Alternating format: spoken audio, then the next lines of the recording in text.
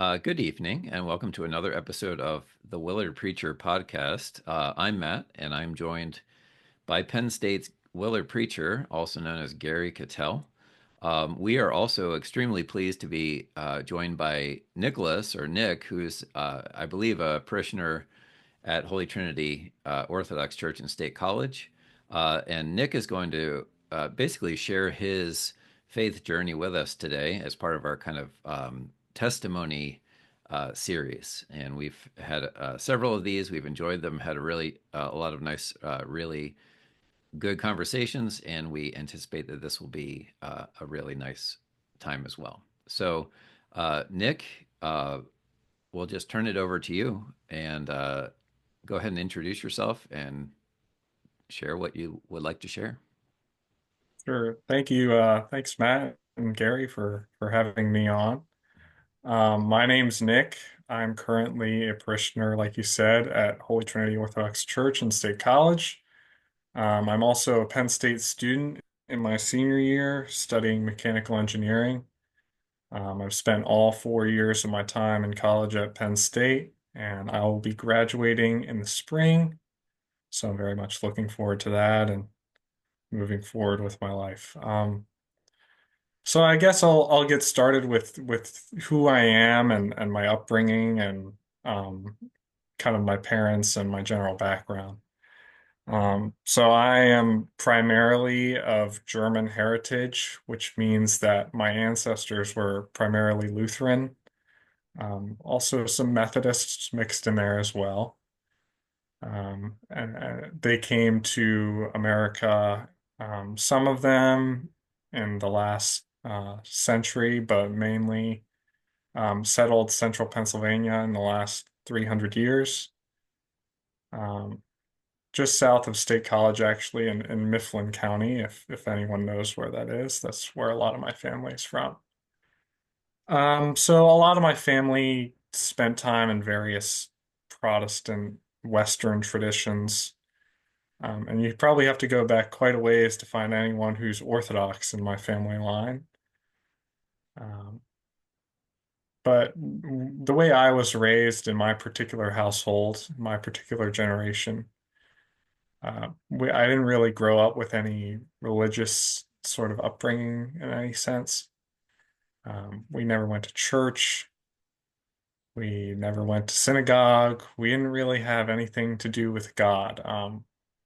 Not that my parents taught me that believing in God was wrong. It was kind of just we assumed that evolution primarily was true, and the Enlightenment um, kind of background and milieu of America is what I was brought up in, just culturally materialistic and atheist, I would say.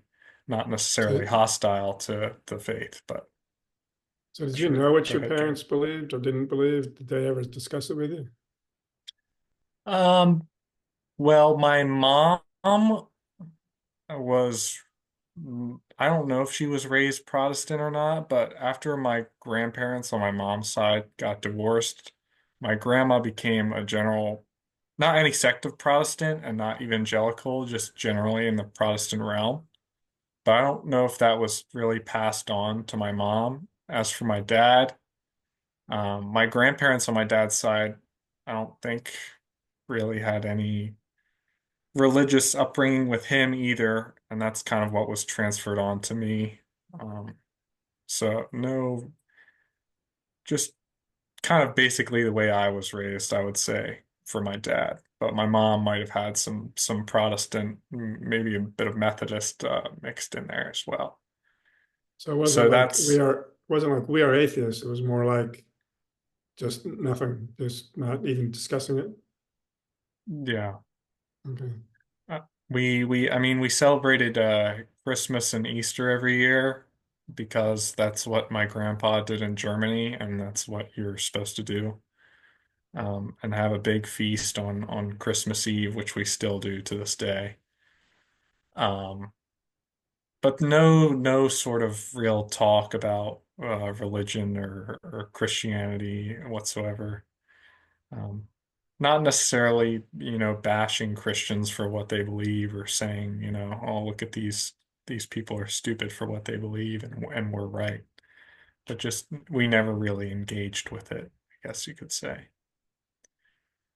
Um, so I was as I that's how I was brought up, and I kind of just worked my way through school. I never really had any formal contact with religion until I transferred schools in fourth grade. I went to a school in Baltimore City called Park. It's primarily a Jewish school, from my understanding of the demographic of the people that went there. And so I kind of spent a lot of my middle school years and some of my high school years just dealing with people's bar mitzvahs or bat mitzvah, which I guess is kind of the equivalent of our chrismation or Catholic confirmation, I guess you would say. Um, so I did a lot of that, and I sat in the service, and I put the little hat on, and I read the book that was backwards, and that was kind of my first interaction with any religious experience whatsoever. And then my second ever experience was I actually did go to an Anglican confirmation for my one friend, an Anglican church. His parents were from the UK, so naturally they were Anglican, and I went to that service. I remember thinking it was very beautiful, the aesthetics and the organ and everything, and but I didn't really think anything of it. I kind of just left and went about my life after that and never really did any digging into it. So did you think anything about what was your thoughts about the Jewish services? Well, I thought it was, foreign, obviously. I mean, reading the books are read right to left. Yeah, right to left. So I thought that was strange, and they had kind of an altar with the scroll but I'm only 13 or 12 years old, so I'm not a young boy, not really paying attention to much of what's going on. I'm kind of just focused on, okay, we just have to do this service so we can go to the after party or event later. And that's all I was concerned about. Right. So I didn't really take much away from them, I guess you could say, in any meaningful sense. Um, so that's probably my middle school years, and then I don't have a lot of years on me, obviously, but I get into high school, and I think that's where a lot of things start to happen. So, as I said, I went to the school called Park. It's very big on DEI, I guess you would say, and that sort of realm of thinking. Um, and I knew that something was kind of wrong with the things that these people believe, but I couldn't give an account for it of myself. I just thought it was really strange.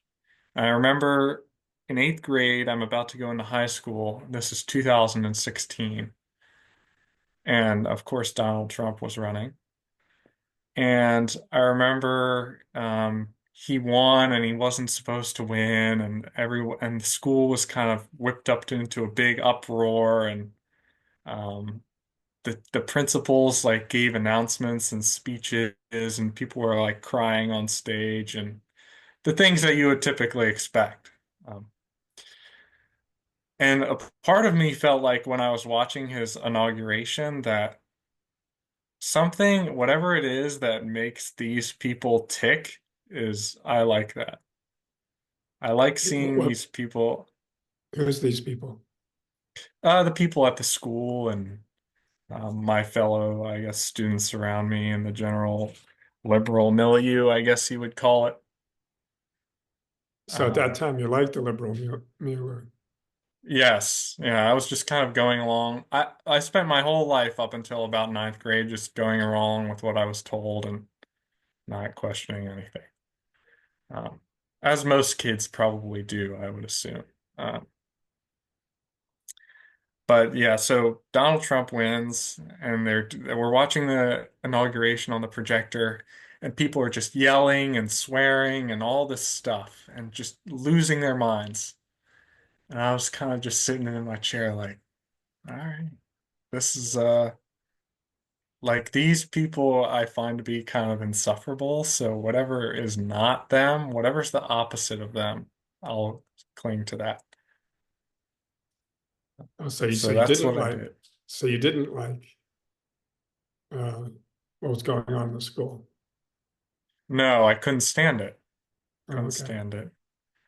Um, I mean, I didn't really do any philosophical digging into their worldview or anything like that, but I just didn't like the way that things went there, and I thought it was a little odd compared to the way I was raised. Um, but that kind of moment was like the peeling back of the scales from my eyes, I guess, as to all that was wrong with that place in my mind. And so I that happens. I go into ninth grade, and I got really into watching like conservative media on YouTube and like Ben Shapiro, if you've ever heard of him, um, Steven Crowder, Turning Point USA with Charlie Kirk. So I was kind of bubbling around in that for a year or two. I got really into that and like debates and things like that and arguing worldview and but eventually, I had a friend of mine, a close friend of mine in high school, introduce me to libertarianism with like Milton Friedman and Friedrich von Hayek, Road to Serfdom. That's a popular book, many people know. Um, so that was kind of I started shifting. I was going, okay, maybe I should be libertarian. So I read all these books about economics and banking theory and these giant boring tomes of books about how the economy should work and theories on rights and philosophy and logic and all this stuff in 10th grade and 11th grade. I eventually got to the point of reaching the natural conclusion of libertarianism, which was anarchism. So I became an anarchist for probably about 2.5 years. So how did you define Um, anarchy at that time? just no government whatsoever. Um, just individual people. I was anarcho-capitalist, which is a niche internet ideology. But that was kind of my realm. I was kind of in the internet and researching things and going on Discord and talking to people and reading books, watching YouTube, and I was in that. I was really into that until COVID happens. And this is I would say, the big wake-up call of religion coming, because you know, I think I've tried many times to try and explain what it was that brought me to start looking into the Orthodox Church, but I haven't really found one. I'm still struggling with that, but I started looking into what was going on with COVID and um, things that changed that weren't the way we normally did things before. And then my parents also got divorced and my grandmother died. So all this stuff is happening in 2020 and 2021. I'm graduating high school. I'm going into college by myself. So all this tumult is happening in my life. And I'm kind of looking at the libertarian anarchist worldview. And, the kind of the presumption of that is that people want to be free. Like, if we just tell people about libertarianism, they'll agree with us and they'll think it's true, and we'll just have a perfect utopian society and everything will work because we have the best ideas. Um, but you look at COVID, and I just thought, well, I don't think everyone really wants to be free like I do. And then you Right. start asking these questions. Well, what does it mean to be free? Like free to do what? Free to commit sin and be slave to your passions. Um, So that's kind of the questions I'm asking myself. But also another thing that shifted my thinking towards religion and orthodoxy specifically was that evil was present for a real, visible time in the world that was observable to me. I could tell that what was going on was not, it defied all logic in my mind, what was going on. Um, like I said, with things not working the way before they had before and redefining terms in the dictionary and all that good stuff. Um, So you said you discovered like real evil in the world, and was that related to COVID, or was that yes. okay? Just how it was being run, shutdowns and stuff like that, and Yeah, yeah. And that time all the stuff with the jibby jab, um, which I didn't really particularly go along with. And I was prevented from seeing my loved ones and people I cared about, and because humans are ultimately social creatures, and we need human interaction with other people. And I remember as like my I never got to speak to my grandmother for the last time because I wasn't allowed to go in because I hadn't fulfilled the requirements. But that was a decision I made, and I had to stick by what my decision was, even though it was like I drew my line in the sand, and I wasn't going to compromise at the end of the day. Um, so that's kind of my personal side of things. Now, back in the libertarian movement, they're kind of falling apart into degeneracy. I think if you look at the libertarian candidate for 2024, if you look him up, you'll just see what I'm talking about. Um, but the libertarians could give no account for what happened in 2020 and 2021. And so there developed this movement of people that started calling themselves, I guess you could say, like post-libertarian. And this was very focused on, praxis and praxeology of like, actually, what are we going to do about this? Are we just going to sit here and like argue on the internet and live in our parents' basements? Or are we actually going to start taking care of business in the world and making the world our oyster? Um, so I got very into that.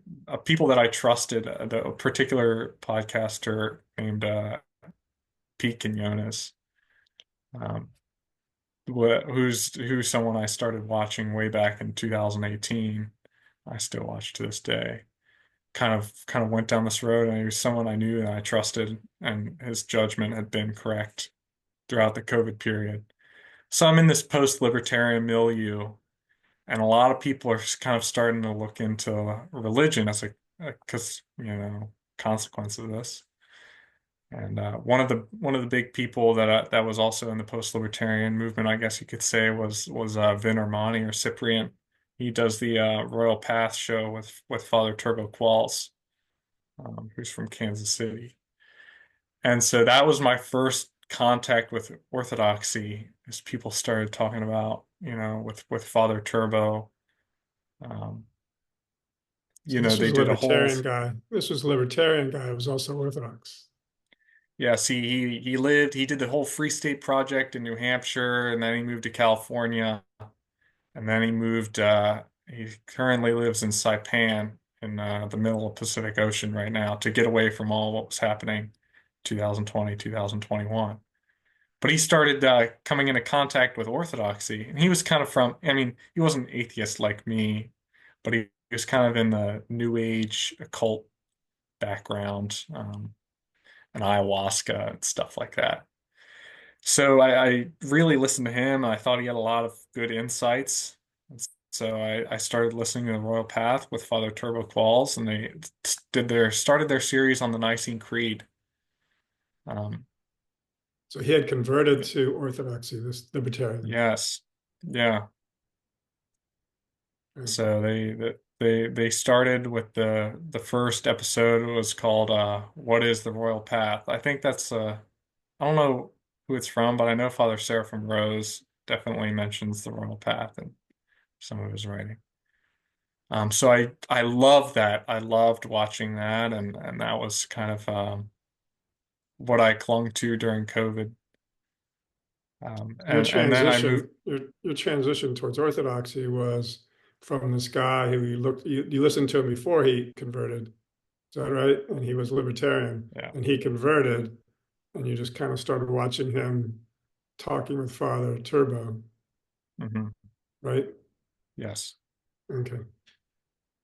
So I'm watching that, and at this point I'm in college. You know, I'm in mechanical engineering. It's hard. It sucks.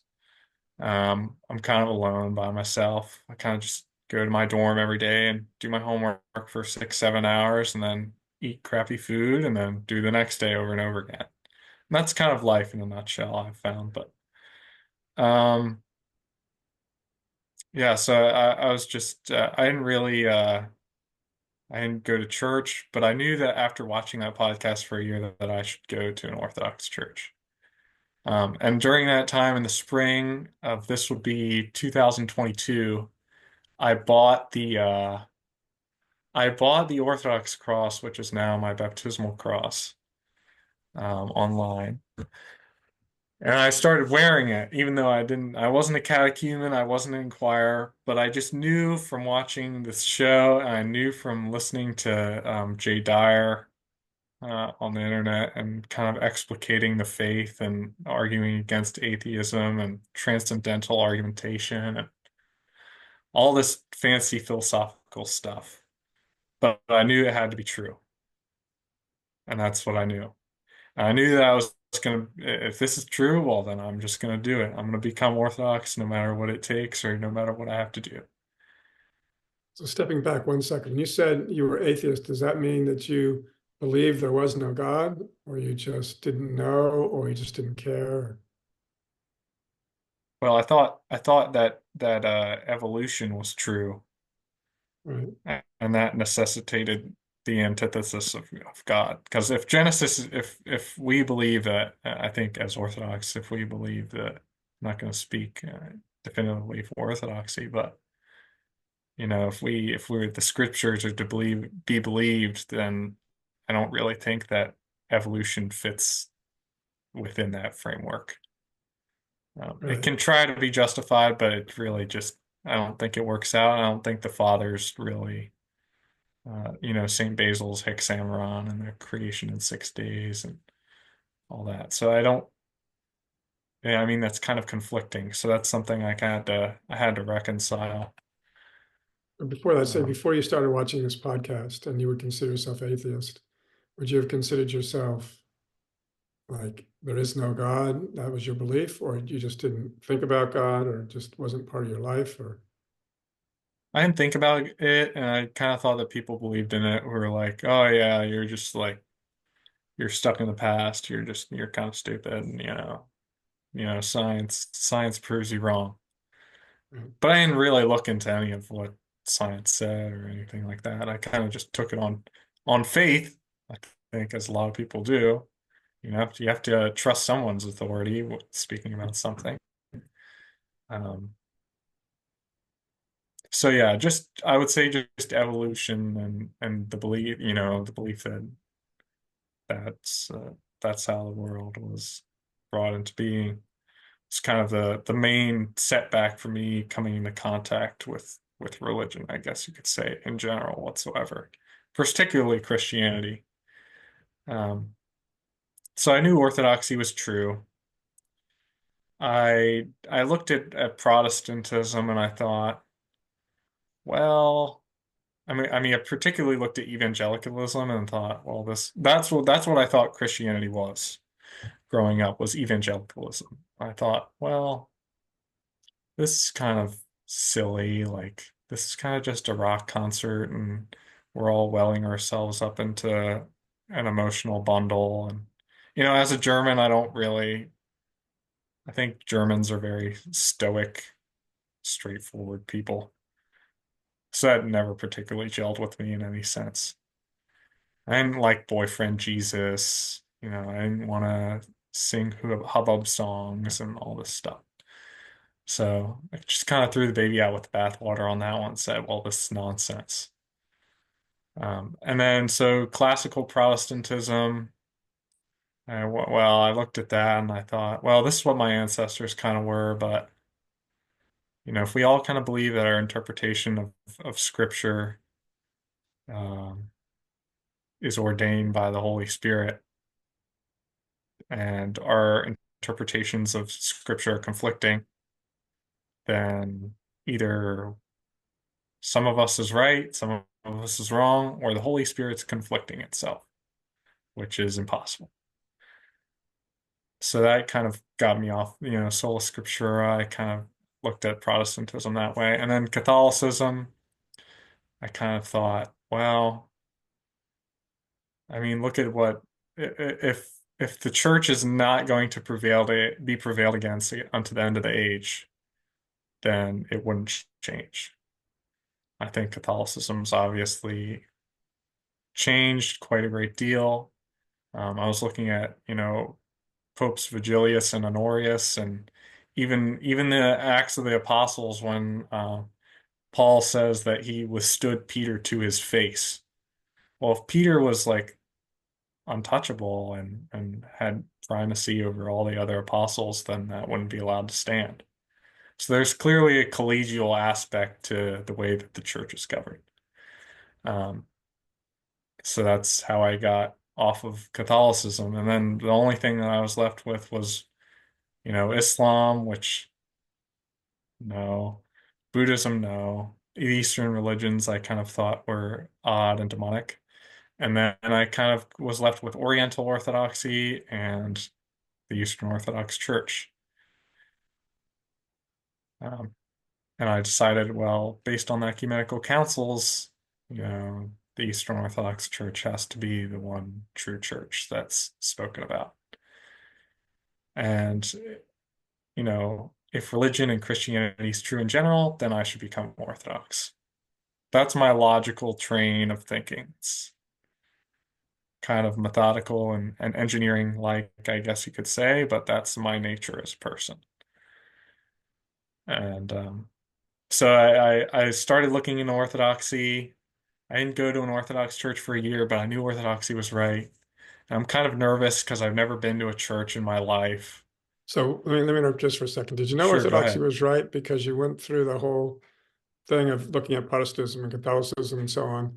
Or do you know it was right because you were listening to the podcast and something in the podcast, stuck with you or just accumulation of everything? Or how did you exactly how did you come to believe that Orthodoxy was true? Um, well, I'd say, the royal path pointed me in the direction of Christianity in general. Um, but going through, well, which of these Christianity is true? You go through all the arguments for each of them. That's kind of what I did over time.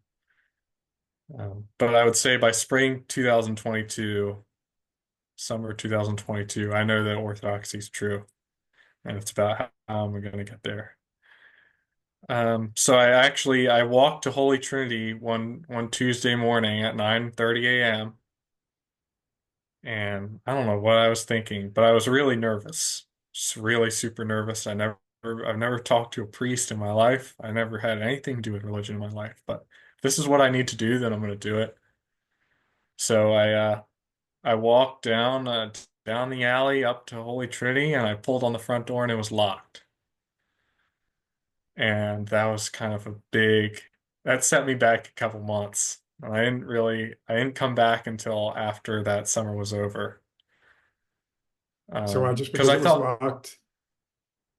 I didn't take it as a sign or anything, but I kind of just expected that, how kind of Catholic churches I think are, where you can just walk in at any time and people pray in there and stuff, and the priest is in there doing things, and that's kind of was my atheist conception of the way churches should work. Um, but it was locked, so I couldn't get in, and I went back to my dorm, and I was kind of like, well, I tried. I tried. And I guess I'll try again at some point. And I kind of lost motivation for a while. But I came back eventually. I worked this summer, my last summer at the golf course that I worked on for a number of years. I didn't try to go to church really over the summer. And I came back. Uh, this would be the start of my sophomore year, fall 2022. And it's my first week back to school. And I looked at the calendar and I saw that there was going to be Vespers on Wednesday night at 6 o'clock, like there always is. I went there and I walked in, and Deacon Mark greeted me. Gary, you were probably sitting on the front step in the nice weather. And Deacon Mark was very nice, and I stood through the service, and I knew I had to cross myself and everything, and I kind of followed along with whatever Gary was doing up front. Um, and at that point, I was like, okay. And I got in contact with OCF. Nate Kovchek was the president of OCF at the time. And And OCF I got is Orthodox Christian Fellowship at Penn State. for students. Yes. And so they were like, yeah, you should keep coming. I was like, yeah, I'm an inquirer. And I kind of just went to every service. It's kind of my motto is, or my mojo is. I just go to every service. I don't entirely understand what's going on. I don't know what hymns are. I don't know what tones are. I don't know what saint we're talking about, but I like the pictures. They're pretty cool. The icons are pretty cool. The incense is pretty cool, and I'm taking in the experience. I was like, yeah, this is good. And so I kept coming. And I kept coming, and I kept coming, and I kept coming. And I met with Father Ignatius, the priest at Holy Trinity, who's been on before.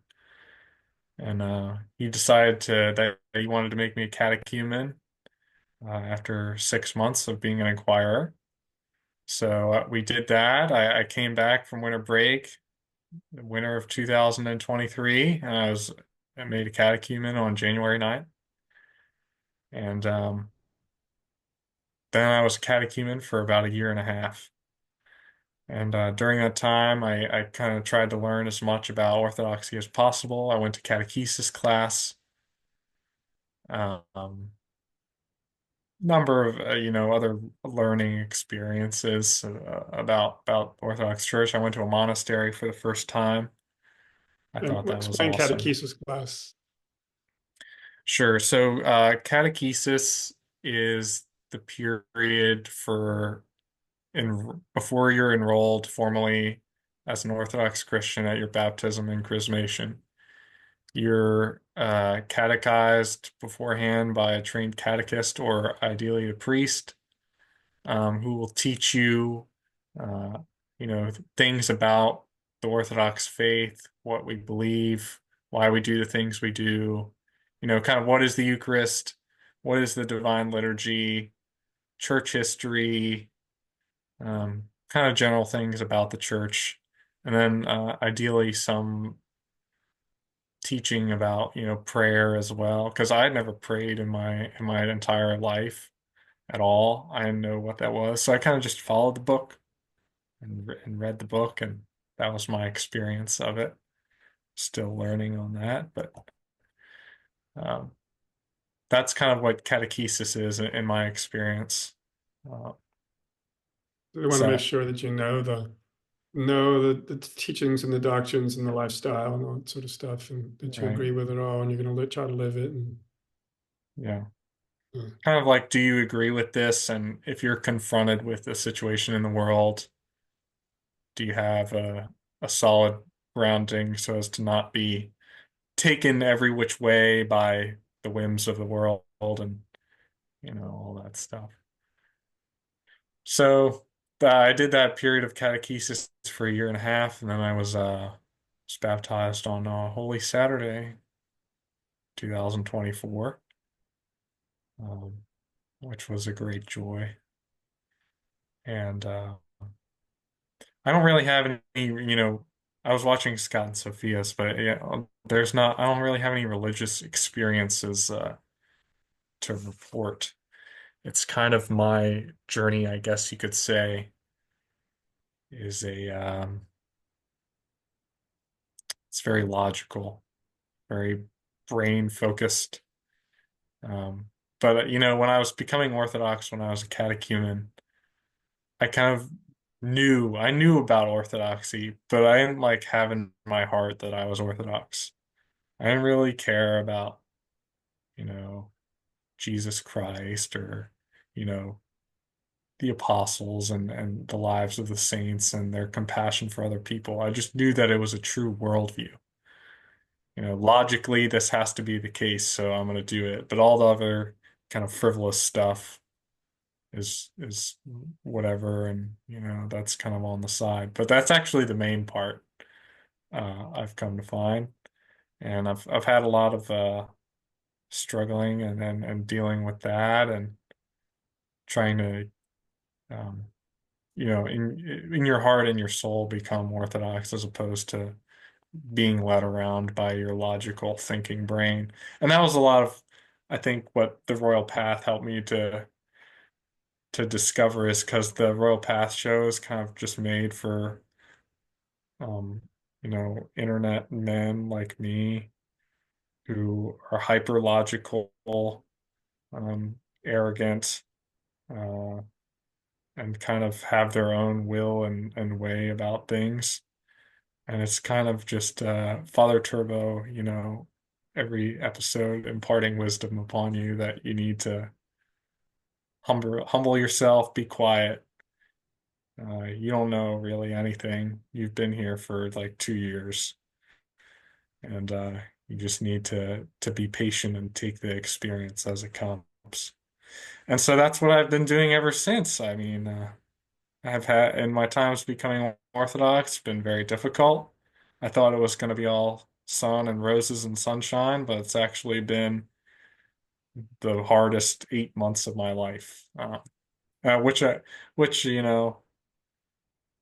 wasn't mentally prepared for that one, getting smacked upside the face with the spiritual reality of being an Orthodox Christian and having the principalities and powers be opposed to you. So that's what I've been struggling with, and fighting that every day, and kind of just going about my life and trying to improve and make little steps in the way that I can. So that's my Looks like we might coming to have, orthodoxy. looks like we might have to add that to catechumen class. Once you get baptized, it's the devil doesn't like that, and Well, I he's think, going to come and try and shipwreck your faith, and yeah, even I on the mean, way to becoming Orthodox. sure. Um, in my I kind of felt like when I was a catechumen, I had a lot of grace because I'm very brick-headed, and I kind of just push that's the engineering way, I think, is you have a problem and you're supposed to solve it, and you just keep trying until it fails and breaks, or you succeed. And it's kind of like unstoppable force or brick wall, that saying. And that's kind of the way that I operated, and I was granted a lot of grace, I think, to be allowed to operate like that and still become Orthodox. But since I become Orthodox, I think a lot of people, at least that I know, kind of have like a grace period of becoming Orthodox, and things are fine, and you're able to encounter prayer so well, and everything's flowing and nice, and then God gradually, kind of draws back from you.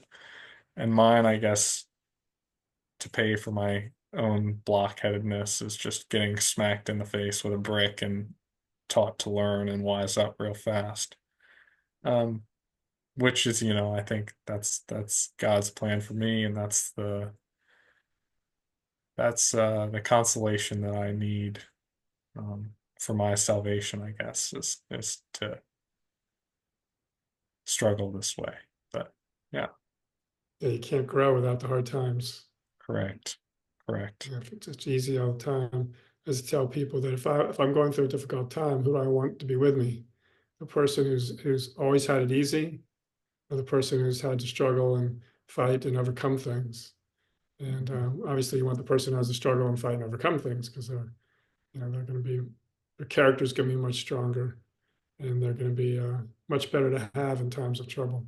So God wants to make us godlike, and that doesn't happen through comfort and ease. And if you look at the Yes. saints in Orthodoxy, they're either ascetical or martyrs, pretty much.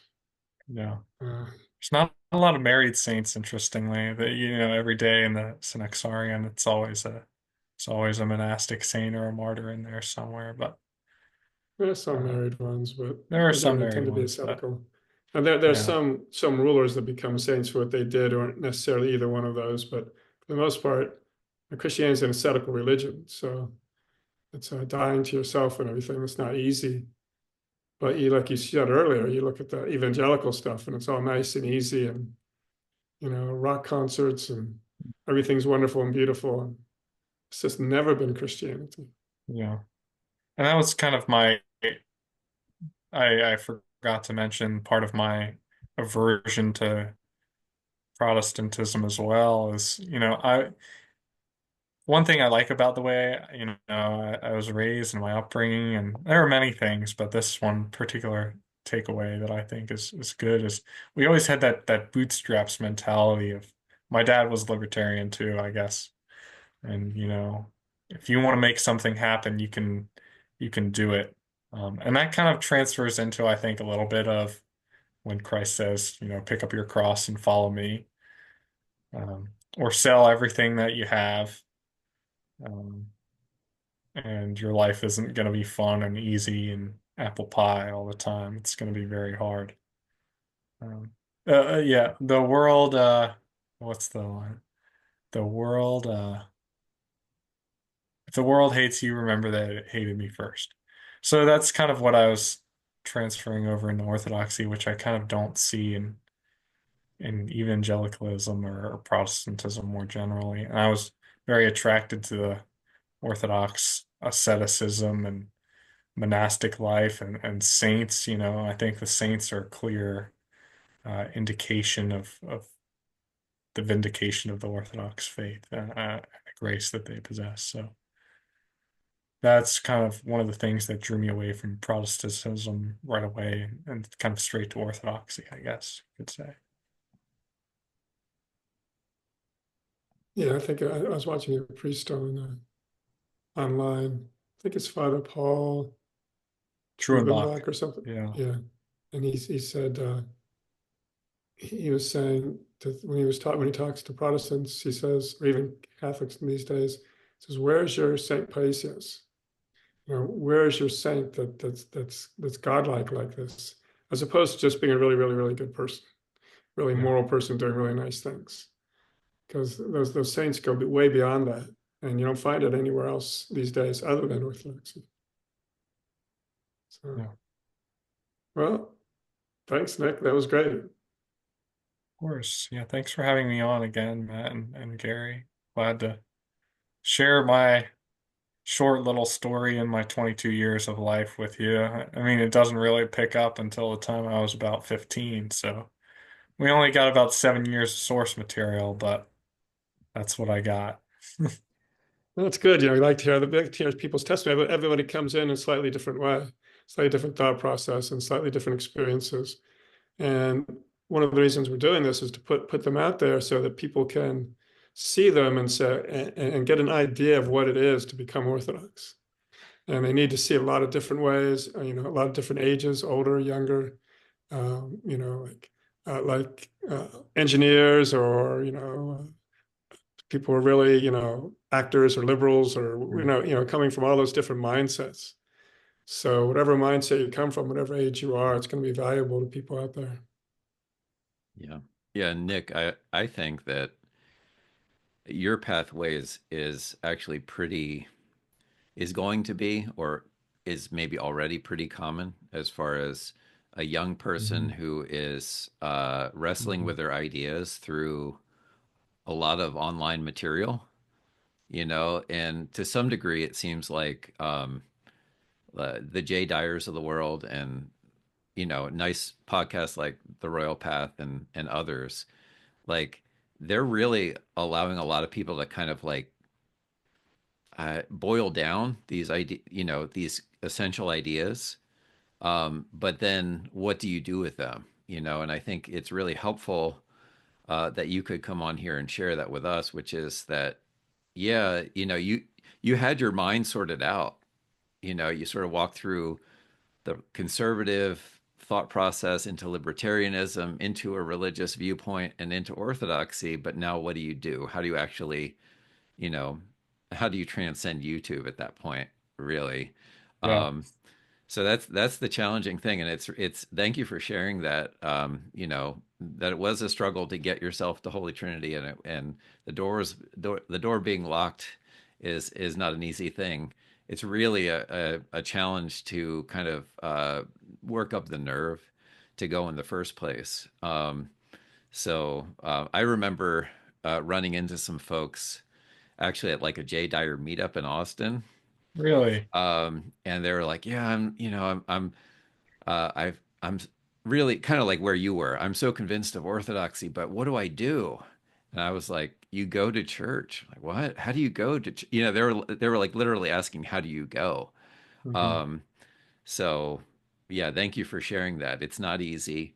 Um, and you got to hang in there. But that's really where you actually become Orthodox. You have to be part of a community, Yeah, whether you're 100%. monastic or married person or a single person or what have you, you still have to be, yeah, Orthodoxy, it exists in community. So thank you for sharing that. I 100%. really appreciate it. Yeah, yeah. That was a lot of it. For me, is the Royal Path taught me is, it's great that you know all these things about Orthodoxy, but Hmm. are you Orthodox? Right. Are you Orthodox? And that involves, going to a parish, and you need to speak to your parish priest ideally, and be counseled, and having a relationship with people. It can't just be isolated and alone, which I think is a lot of problem with these, as we Yeah, all yeah. talked about. But um, trying to transcend that, and get back to a communally focused way of living. Um, that's what Orthodoxy part of it's all about. So Yeah, I'm absolutely. thankful for it. Well, Gary, anything Yeah, to no, you add? can't. Well, not really, other than just to agree with that. That you have to once you decide that orthodoxy is true, you have to, kind of not submit, but you know, just jump in the waters, I guess, and immerse yourself in it, submerge yourself in it. And once you become Orthodox, you take the sacraments and go to confession, and say the prayers, and do everything that the saints tell you to do to become godlike, because that's the process. And they've been there and they've done that, and they're saying this is the way you do it. And you're not going to jump in and do it like them right away. So it's a process, but you still have to jump in. You still have to start somewhere. And so there's these time-tested ways of being Orthodox that have brought many saints into godlikeness.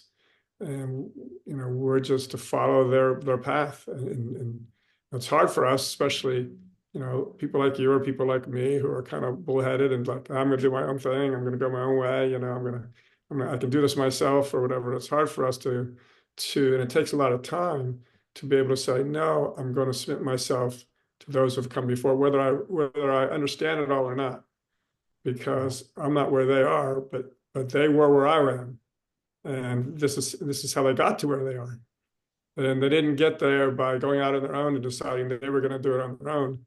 They got there by, coming into the church and submitting to those who had gone before them. And it's very difficult for us, especially in the West, to do that. But you know, things are tough. Things are difficult. You just have to do it. And we just have to get that changed mindset, and say, no, there have been people before us. It's not all us, not me and my Bible. It's not me and my religion. People have gone before us. There's people in the congregation that have progressed further than I have. And you've got a priest there and so on. And we need to learn from them and follow that, what you call the royal path, and what the saints call the royal path, which is many things, but one of the things it is just that pathway that's been trodden before you. It's not all the way to the right, it's not all the way to the left. It's somewhere in the middle there, and they've laid it down. And not a lot of people have trodden it, but they have, and they say, yes, this is the way you get to where I am. And you can look at their lives, and you can see how holy they are and how godlike they are. And if you want that, then you have to travel the same path they traveled. There is no other path. You can't just make it up. So I'm gonna go my own way.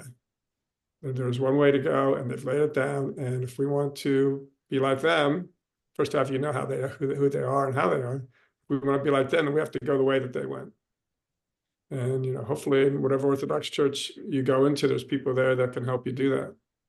And there's certainly people online like you found that can help you do that. So, guess that's what I have to say. Thank you. Any final words, Nick?